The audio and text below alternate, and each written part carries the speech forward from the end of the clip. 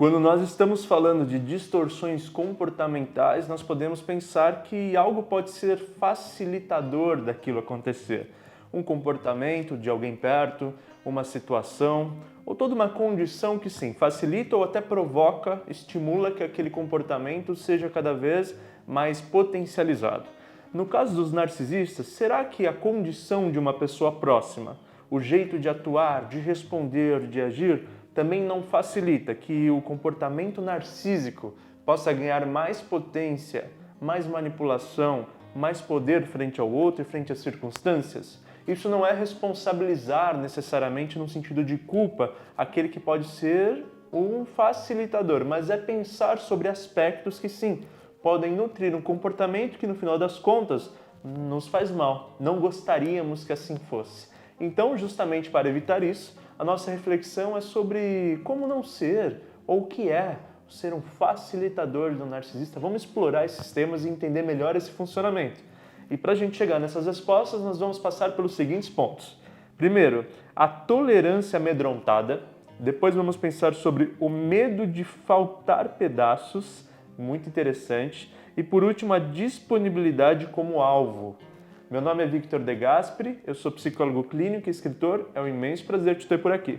E rapidamente, eu só quero te convidar para se inscrever no canal e curtir o vídeo. Essa é a maneira que você me ajuda muito a constituir esses programas, esses pensamentos e levar em frente as mensagens. Aqui embaixo também tem um link que você encontra nas minhas outras redes sociais e também pode conhecer os meus livros. Então, vamos para o nosso primeiro ponto. Aqui, a tolerância amedrontada. O que eu quero dizer com isso? Primeiro, se estamos falando de tolerância, nós estamos falando de abrir espaço para que o narcisista atue à vontade. Claro, ele por si só já é um grande ocupador de espaços, né? Ele avança mesmo, ele não pede licença, ele intervém, ele realmente quer espalhar o seu manuseio pelo maior espaço possível, pelos maiores sentimentos possíveis de todas as pessoas. Agora, se está havendo uma tolerância junto a ele, claro que esse espaço fica mais facilitado. Ou seja, se tem um avanço contra você, contra as pessoas, e algo precisa ser impedido, bom, é obviamente essa resistência que vai segurar com que isso não avance tanto, ou que mude a direção, que ele mude a estratégia, enfim, até que você se livre disso de alguma forma. Agora, sim, se o espaço está aberto, por que ele mudaria, né? Se está tranquilo e à vontade de avançar, alimentando esse mecanismo narcísico, por que ele mudaria, né? E por que ele impediria, né, que esse fosse o rumo? Bom, a tolerância está no sentido que muitas vezes, sendo pessoas íntimas, às vezes familiares, às vezes é o começo da percepção desse mecanismo narcísico no outro, faz com que as relações familiares, afetivas, ou até condições mesmo amplas, possam te falar assim, bom, vamos ver de novo, peraí, deixa pra lá, os tons vão aumentando. Enquanto o tom ainda está baixo, certa tolerância vai sendo dada porque ainda não se entendeu a gravidade. E, infelizmente, muitas vezes essa percepção só dá quando a gravidade do narcísico em atuação já está muito avançada, as coisas já estão muito danosas. Quando eu digo amedrontada, é porque, tudo bem, entendemos que essa tolerância foi se dando porque não se tinha percepção da gravidade. Mas chegou no momento de gravidade, bom, a gente está falando de agressividade no sentido, entre aspas, né? Agressividade da fala, das atuações, dos comportamentos, uma certa força psíquica do narcisista contra as pessoas. Isso tudo, então, é um avanço, é um ataque. E na pessoa que está recebendo, sendo vitimada sobre isso, pode ocorrer, claro, um amedrontamento, um medo, né? Uma resistência de enfrentar, porque não se sente forte o suficiente, não se sente potente. E faz sentido, porque realmente o narcisista tem como característica um lugar tão focado, né, nele mesmo, uma direção tão estabelecida, que as forças ficam muito concentradas e ele realmente vai para cima e atropela tudo. Então o que eu quero dizer é, juntando a tolerância através do amedrontamento, nós estamos abrindo um espaço que sim potencializa o narcisista a existir. Então o contexto maior é, eu já entendi a gravidade, mas por causa do meu medo, eu continuo tolerando. Vou repetir. Eu já entendi a gravidade, mas por causa do meu medo, eu continuo tolerando. Isso precisa ser trabalhado de alguma forma, porque isso é facilitar que essa atuação aconteça. Até porque a percepção do narcisista de que há alguém ali amedrontado diminuído, né, ela ainda é mais estimulante, porque é a confirmação, é o carimbo de que este personagem realmente está dominando, realmente está trabalhando para si, que a circunstância toda está ao redor dele. Então ele consegue ainda mais força, potência para avançar nesse lugar. Ok, mas espera aí, por que esse amedrontamento acontece, né? Pode ser a grande questão. Porque se eu não quisesse, eu não me amedrontava, enfrentava e pronto. Vamos entender, a gente já entendeu esse cenário, vamos entender as raízes desse medo. Para simbolizar isso, eu escrevi essa pequena afirmação, essa pequena provocação para que a gente entre nesse assunto. O medo de faltar pedaços. Vamos lá. Quando nós estamos, então, nesse lugar de vulnerabilidade, muitas questões emocionais podem estar ali funcionando que me faça ficar mais vulnerável, mais ansioso, mais medroso. Muitos podem ser os aspectos. No enfrentamento de algo violento, é realmente o fato de temer ser mais ferido, mais machucado, temer a opressão, temer um pouco da reação. Isso pode ser até no nível inconsciente. Poxa, mas já está ruim. Você pode usar essa lógica. Já está ruim. Né? Enfrenta, não vai acontecer nada, não vai piorar. Né? Mas no mecanismo psíquico, os medos estão instalados, as ansiedades, são muitos sentimentos misturados, né? Ou até sim, pode realmente piorar dependendo do perfil dessa pessoa narcisista. Fato é, há um amedrontamento de que, bom, eu vou perder partes minhas, eu vou ficar mais triste, eu vou ficar mais agredido, eu vou ficar mais machucado se acontecer esse enfrentamento, né? De fato, esse enfrentamento é a palavra mais correta, de ir em frente, né, contra o comportamento invasivo narcisista. Agora, uma outra coisa pode ser, se tem vínculo, né, vínculo afetivo, vínculo moral muitas vezes. O que é vínculo moral? Quer dizer, faz parte da família, como vão ver, minha família vai ver eu indo contra essa pessoa, às vezes é um pai, uma mãe, como vão me olhar, né, rejeitando, me afastando de uma mãe, de um pai. Quer dizer, todas essas marcas ficam intrínsecas, né, de uma construção social e pessoal que realmente é difícil encarar. Mas é como se, então, lutar contra um personagem que tem partes de mim e eu tenho partes dele, quer dizer, tem um vínculo misturado, também dá o sentido de perder os pedaços, né? Quer dizer, faltar pedaços. O que eu serei depois? Como eu lidarei sem isso, né? Que espaço eu terei para me relacionar com a minha vida, com as coisas, se essa pessoa que tem uma marca na minha vida não estiver, ou tiver a tatuagem, digamos assim, na minha história de que eu afastei, de que eu enfrentei, de que brigamos, né? Realmente são temas que vão permeando a história da pessoa e as reflexões e muitas vezes vai deixando a coisa rolar, né? Deixa pra lá, vou pensar melhor, a gente precisa pensar bem e o tempo vai passando. Ainda, por último, olha, eu nem tinha instruído colocar isso aqui, mas acho que vale a pena comentar.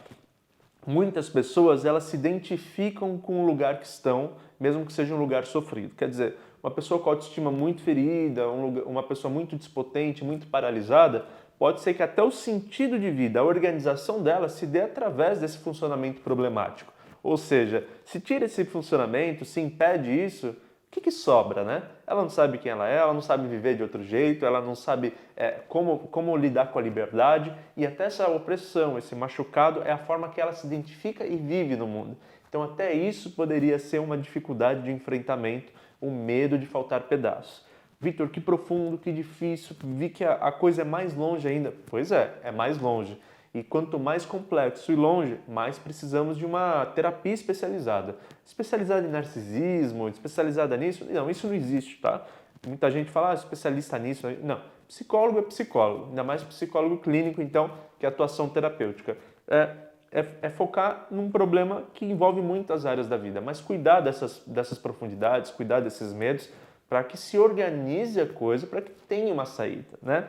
Se não é possível uma terapia, um fortalecimento entre outras pessoas saudáveis, amigos, família, né? Outras parcerias que possam fazer bem. Mas fato é profundo sim, há mecanismos muito inconscientes e assim uma falta de enriquecimento de si próprio que vai deixando a coisa um pouco mais vulnerável e isso precisa ser restabelecido. Nós vamos entender agora como que mudar isso de alguma forma pode construir uma mudança de alvo, digamos assim, desse narcisista contra você. Vamos entender isso. Quando você é o ponto mais frágil, seja lá quem for, o que for o ponto mais frágil, é onde estará o alvo maior do narcisista. Por isso eu trouxe esse tópico, a disponibilidade como alvo.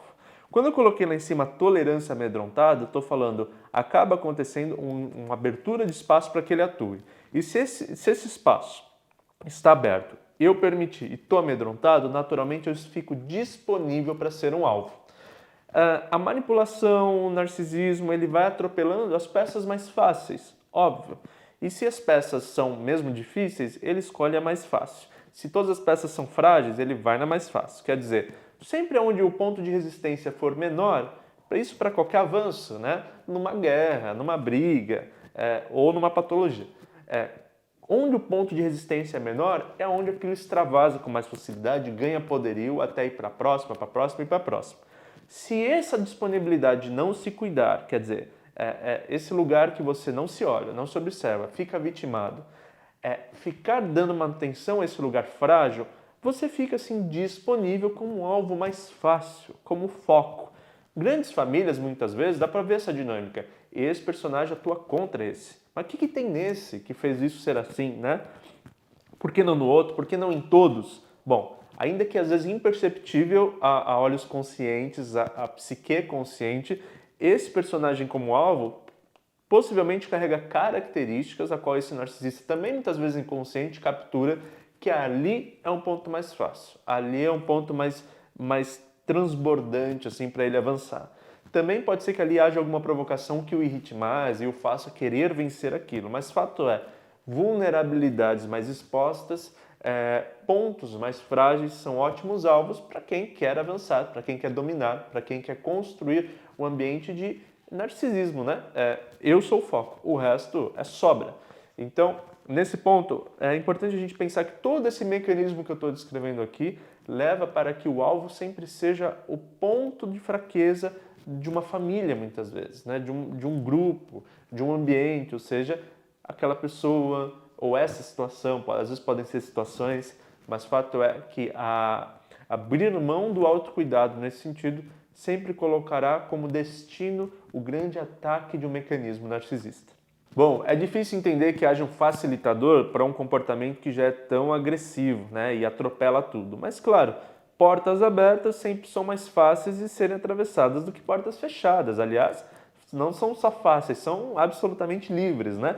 Então o que eu quero dizer é, todo ponto frágil emocional, mesmo que seja você com você mesmo, mas em relação ao narcisismo, ao narcisista, sempre será assim um ponto de vulnerabilidade suficiente para que ele avance. E como eu estava dizendo, isso é facilitar a dinâmica, isso é facilitar os espaços.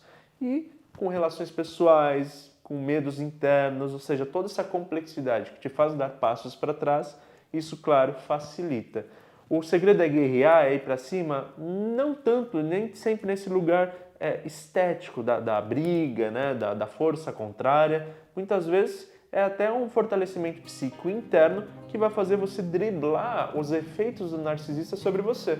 Porque se ele avança sobre você e não tem efeito nenhum, não te faz mal, né, você consegue administrar isso, ele perde a força. E lembra, ele vai para o ponto mais fraco, ele vai procurar outro ponto. E quanto mais ele for se desarticulando, melhor. Né? Ele vai perdendo a força de interceptar vidas, de atrapalhar vidas. Então, mais importante do que tudo isso é entender o ser o facilitador como um sintoma de uma fragilidade em si mesmo. E percebendo isso, consolidar essa melhora para que nada facilite, que ele atrapalhe as vidas que possam estar por perto. Muito obrigado pela companhia, por acompanhar essa reflexão, por mais uma vez confiar nas minhas palavras. Quero te convidar mais uma vez a se inscrever no canal, a curtir o vídeo e, claro, como eu sempre desejo que você seja feliz e estamos no caminho certo. Um beijão.